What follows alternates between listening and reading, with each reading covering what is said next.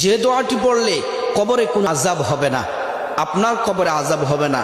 যে নারী দোয়াটি পড়বে তার কবরে আযাব হবে না। যেই পুরুষ এই দোয়াটি পড়বে তার কবরে আযাব হবে না।